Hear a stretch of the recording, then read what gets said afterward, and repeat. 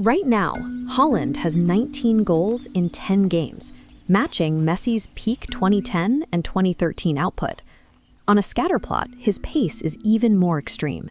He reached 50 Champions League goals in just 49 matches, much faster than Van Nistelrooy, Mbappe, or Messi.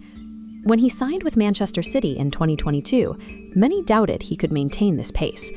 Critics argued that Pep Guardiola's intricate tactical system would be too restrictive, and that the physical demands of English football would finally slow him down. Instead, he finished his debut season with 36 league goals and a Champions League trophy, helping Manchester City secure the treble. How does a 25-year-old arrive in the world's most competitive league and immediately turn elite defenders into spectators?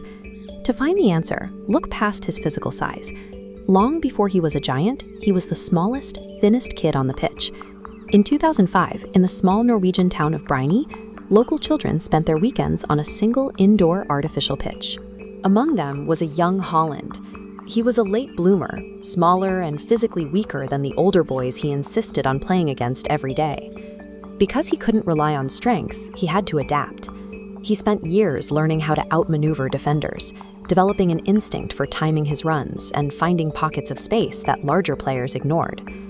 That intelligence met a massive growth spurt during his time at Molde FK. The results were immediate. In one match against the league favorites, he scored 4 goals in just 21 minutes. By the time he reached Red Bull Salzburg, his physical tools were catching up to his tactical mind. He developed a relentless hunger to score that made him impossible to ignore on the European stage. He also became obsessed with the data of his own performance. While his teammates relaxed, he was studying scientific research on sleep and nutrition, looking for any small adjustment that could increase his efficiency. These years didn't just produce a striker, they created a tactical mind that happened to be wrapped in a world-class athlete's body. In 2020, he moved to Borussia Dortmund, stepping onto a stage of staggering scale and pressure. On his debut, he came off the bench to score a hat trick in 23 minutes. He needed only 10 touches to dismantle the defense.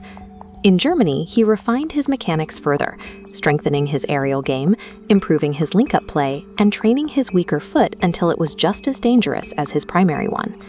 At Manchester City, Guardiola saw a way to take these physical tools and integrate them into a more direct style of play. City shifted their strategy. Playing vertically exploited Haaland's straight-line speed, allowing him to sprint behind high defensive lines when a pass was released. This also made him a creative threat. Drawing multiple defenders opened lanes for teammates, resulting in 24 assists across competitions. At City, Haaland has become a complete tactical tool, a player whose physical evolution is perfectly aligned with his manager's vision. Modern defenses are struggling because they prepare for a giant, but they are actually being beaten by the spatial intelligence of the skinny kid from Bryne. That same dominance is now transforming Norway's national team, turning a squad that had long been overlooked into a clinical offensive unit. Norway is currently maintaining a +26 goal difference in their qualifiers, putting the country on the verge of its first World Cup appearance since 1998. With 12 goals in the qualifiers alone, Haaland has shown that he can dictate the outcome of a match, regardless of the system or the teammates around him. By age 25, Haaland has already surpassed the scoring trajectories of the game's most enduring icons. He is the result of a rare developmental fluke, a world-class athlete who spent his childhood learning to outthink opponents he couldn't outmuscle. He hasn't just found a new way to play. He has established a statistical reality, but the sport is still trying to comprehend.